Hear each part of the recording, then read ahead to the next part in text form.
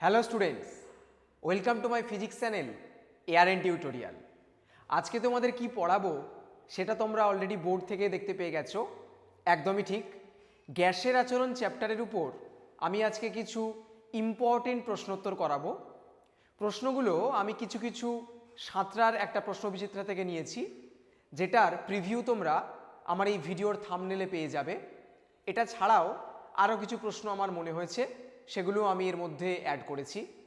পুরো ভিডিওটা প্রচণ্ড মন দিয়ে দেখবে, কারণ যে প্রশ্নগুলো আলোচনা করব সেগুলো যদি একবার খুব ভালো করে বুঝে যাও, তাহলে এই চ্যাপ্টারের আর অন্য কোনো প্রবলেম সলভ করতে তোমাদের কিন্তু সমস্যা হবে না।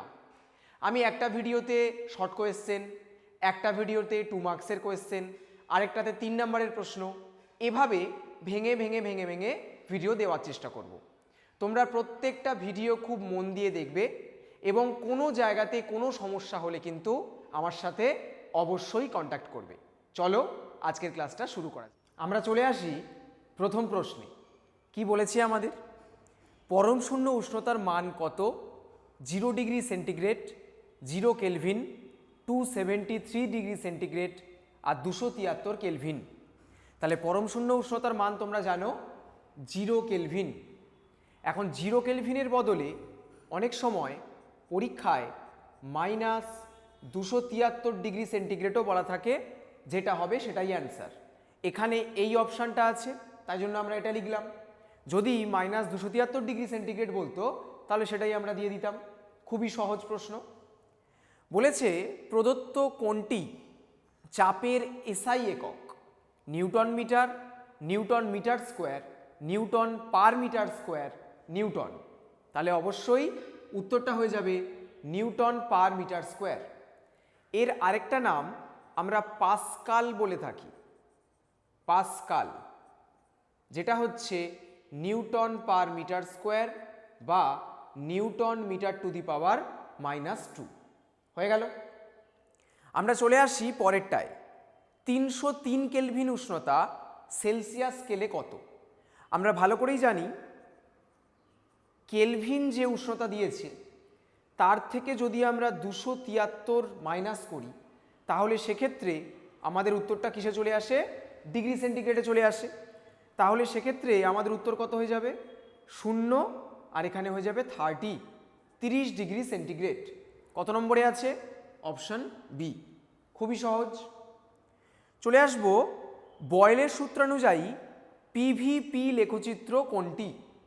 তাহলে আমরা জানি বয়েলের সূত্রানুযায়ী পিভি ইকুয়াল টু ধ্রুবক, অর্থাৎ পিভির মানটা পি এর মানের উপর নির্ভর করে না। তাহলে সেটাই লিখে ফেলছি, পিভি এর মান পি বা ভি কারুর উপর নির্ভর করে না। যদি নির্ভর না করে তাহলে অবশ্যই কি হবে? সেটা পি লেখচিত্র বলেছে মানে কি, পি অক্ষের সমান্তরাল হবে। অর্থাৎ আমাদের সি নম্বর যে অপশানটা আছে সেটা হয়ে যাবে। প্রথমটা কেন হলো না? দেখতে পাচ্ছি পি বাড়ছে, পিভিও বাড়ছে, এটা তো সেটা সাপোর্ট করছে না। তারপরটা দেখো পি কনস্ট্যান্ট বাট পিভি বাড়ছে, তাহলে পিভিকে বাড়ানো বা কমানো যাবে না, ওটা সব সময় ধ্রুবক থাকবে। চলে আসি আমরা পরের প্রশ্নে। চার্লসের সূত্রে স্থির থাকে ভর আয়তন, উষ্ণতা চাপ, উষ্ণতা আয়তন, ভর ও চাপ। তাহলে চার্লসের সূত্রটা কি বলেছে? আমাদের ভি সমানুপাতিক টি, তার মানে ভি আর টি এই দুটো চেঞ্জ হবে, অর্থাৎ আয়তন এবং কেলভিন উষ্ণতা এই দুটো চেঞ্জ হচ্ছে। তাহলে স্থির কি কি থাকবে? ভর ও চাপ, অর্থাৎ আমাদের অপশন ডি। ক্লিয়ার হলো? Litre atmosphere mole inverse kelvin inverse এককে আর এর মান। আমি তোমাদের যত রকম আর এর মান হয় সেগুলো পরপর লিখে দিচ্ছি, এগুলো কিন্তু মনে রাখবে। অনেক সময় পরীক্ষাতে ইনফরমেশন দেয় না, যদি না দেয় তাহলে কিন্তু এখান থেকে তোমরা সেটা পেয়ে যাবে।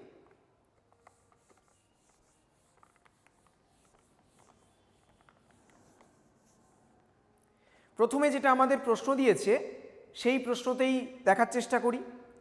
অর্থাৎ R equal to 0.082 litre atmosphere mole inverse kelvin inverse, অর্থাৎ আমাদের উত্তর হবে এইটা।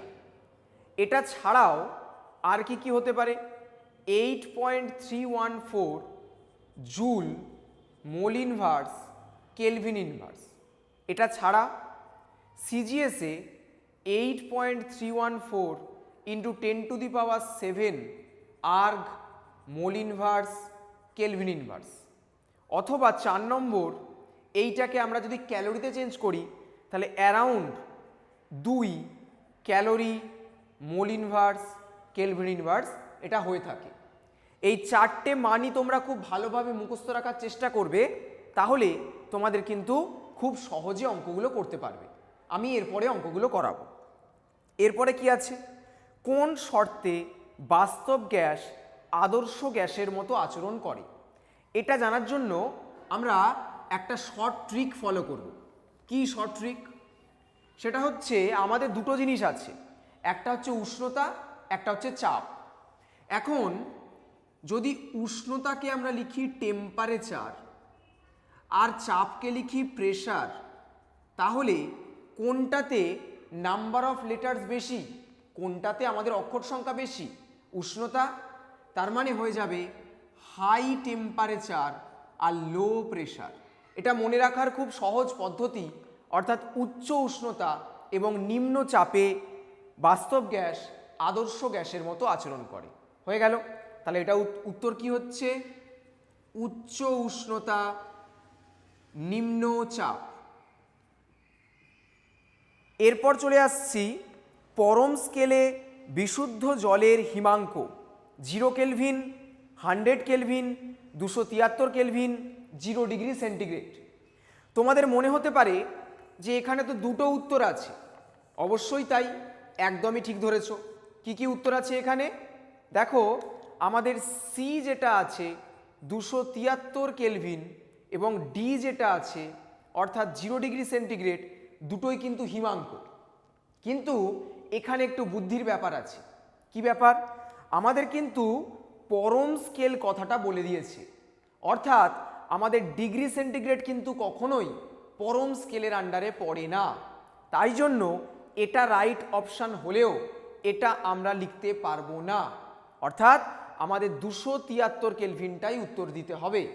আমরা জানি সেন্টিগ্রেড স্কেলে যা মান তার সঙ্গে 273 যদি যোগ করি তাহলে উত্তর হয়ে যাবে 273 কেলভিন। অর্থাৎ আমাদের সমস্ত ধরনের প্রশ্নগুলো পড়ে বুঝে তবেই কিন্তু উত্তর করতে হবে, নাহলে কিন্তু ভুল হয়ে যাবে। আমরা চলে আসি পরের কিছু প্রশ্নে। বলেছে কোন উষ্ণতায় গ্যাসের আয়তন শূন্য হয়। আমরা উত্তরটা খুব ভালোভাবেই জানি, পরম শূন্য উষ্ণতা। তাহলে সেটাই লিখে ফেলি, পরম শূন্য উষ্ণতা। এখানে কিন্তু ব্র্যাকেটে 0 কেলভিন বা -273 ডিগ্রি সেন্টিগ্রেড এই কথাটা লিখে দিতে হবে, কারণ মাধ্যমিকে কোথায় খাতা যাবে আমরা জানি না। আমাদের খাতাগুলো এমনভাবে রেডি করতে হবে যাতে এক্সামিনার এক ফোঁটা মার্কস কিন্তু কাটতে পারবে না।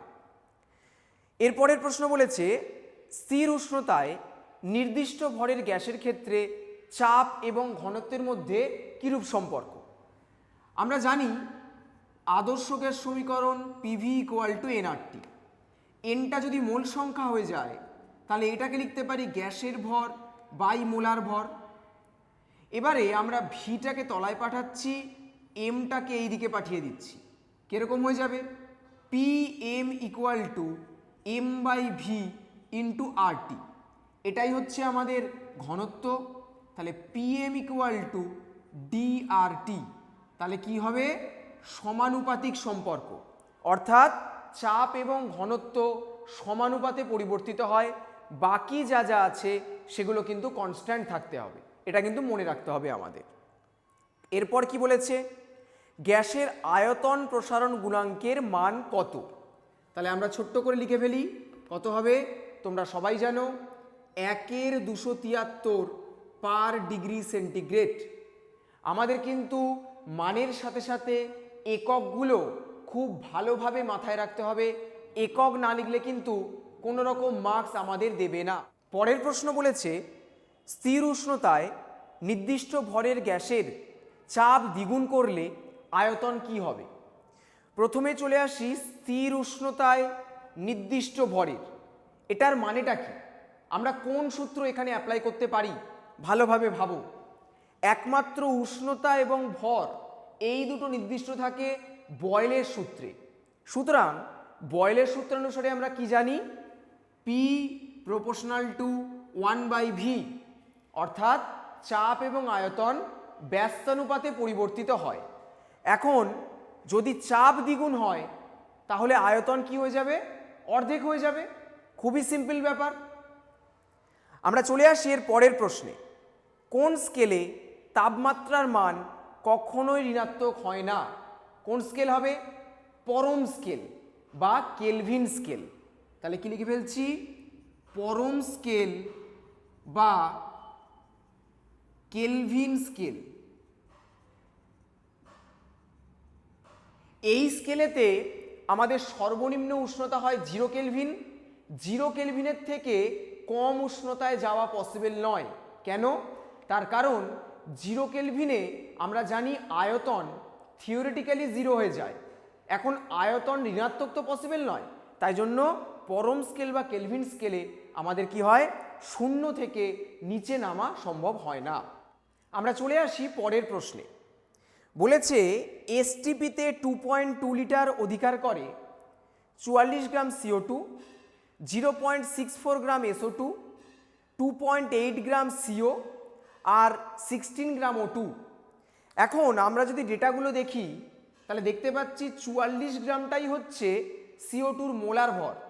তাহলে এসটিপিতে কত থাকবে, 22.4 লিটার। তাহলে এটা পসিবল নয়।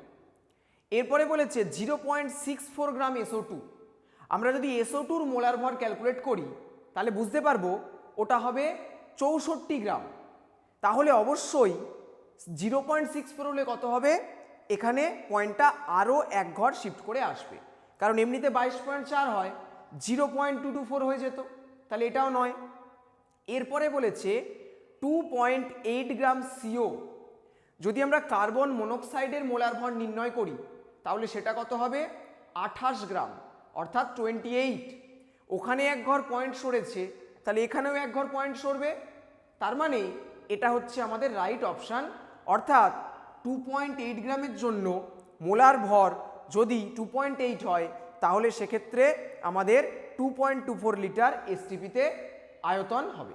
ঠিক আছে, এরপরে চলে আসছি বয়েলের সূত্রে কোন কোন রাশি ধ্রুবক থাকে। কি হবে, গ্যাসের ভর ও উষ্ণতা। একটু আগেই আমরা করেছি, এই যে পি প্রপোর্শনাল টু 1/v, স্থির উষ্ণতা নির্দিষ্ট ভর, বয়েলের সূত্র অ্যাপ্লাই করেছি, এটাই আমরা লিখে ফেললাম। এরপরে বলেছে গ্যাসের অণুগুলির গড় গতিশক্তির সাথে পরম উষ্ণতার সম্পর্ক কি। এটা তোমাদের আমি ফর্মুলা লিখে দিচ্ছি, E = 3/2 RT, অর্থাৎ ইটা হচ্ছে আমাদের গড় গতিশক্তি, আরটা হচ্ছে সার্বজনীন গ্যাস ধ্রুবক এবং টিটা হচ্ছে কেলভিন উষ্ণতা বা পরম উষ্ণতা।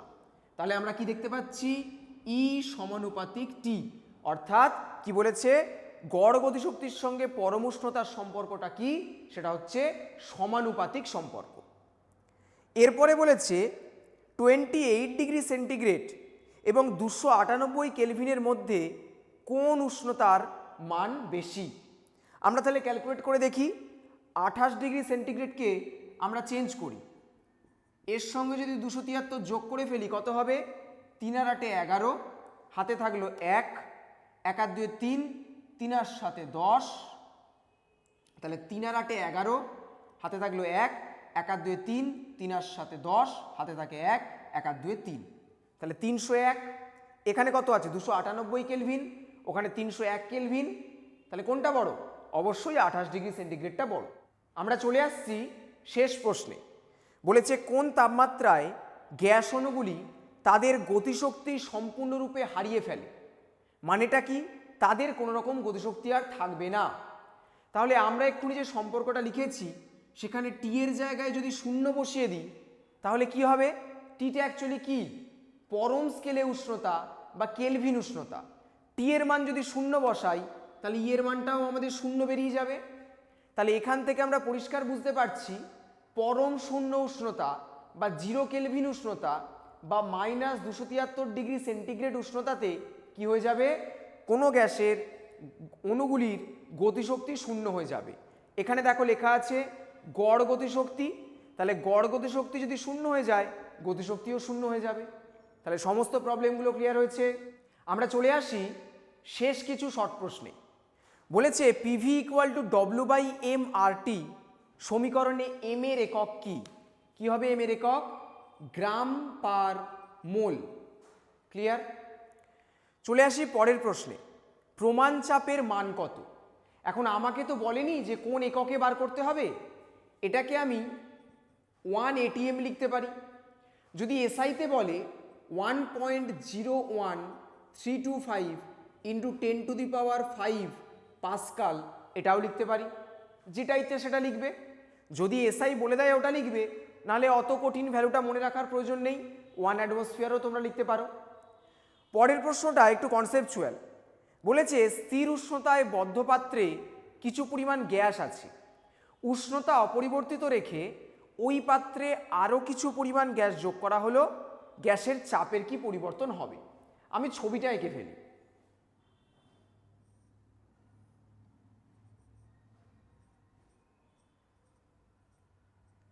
ধরা যাক প্রথমে এই পাত্রে 5টা গ্যাস অণু ছিল, তারা ক্রমাগত দেওয়ালে গিয়ে ধাক্কা মারছে এবং চাপ উৎপন্ন করছে। এরপর আমাদের যদি বলা হয়েছে যে কি ওই পাত্রে আরও কিছু পরিমাণ গ্যাস যোগ করা হয়েছে, তাহলে আমরা আরও কিছু যোগ করে দিলাম। তাহলে এখান থেকে কি বুঝতে পারছি? তারা সবাই মিলে পাত্রের দেওয়ালে গিয়ে ধাক্কা মারবে, আবার ফিরে আসবে। সুতরাং চাপের পরিমাণ কি হয়ে যাবে? কারেক্ট, চাপের পরিমাণ বৃদ্ধি পাবে। হয়ে গেল। চলে আসি আর এর মাত্রা কিভাবে করব। PV equal to NRT, R equal to PV/NT। এখন পিভি যেটা আছে সেটার মাত্রা আমরা ডিরেক্ট বসিয়ে দিতে পারি অথবা ভেঙে ভেঙে বসাতে পারি। পিটার মাত্রা কত? mL⁻⁻1 T⁻⁻2। ভি এর মাত্রা হচ্ছে L3। এনটা কি? মোল সংখ্যা। এই মোল সংখ্যাকে ক্যাপিটাল এন দ্বারা প্রকাশ করা হয়। আর টিটাকে তোমরা কেলভিন দিয়েও প্রকাশ করতে পারো, কে অথবা থিটা। তাহলে কত হয়ে যাচ্ছে? mL² T⁻⁻2 n⁻⁻1 k⁻⁻1 হয়ে গেল। তাহলে সমস্ত প্রশ্ন ক্লিয়ার হয়েছে। আজ তাহলে এত অবধিই থাক, আবার তোমাদের সঙ্গে দেখা হবে পরের ভিডিওতে। সবাইকে অল দ্য বেস্ট, টাটা।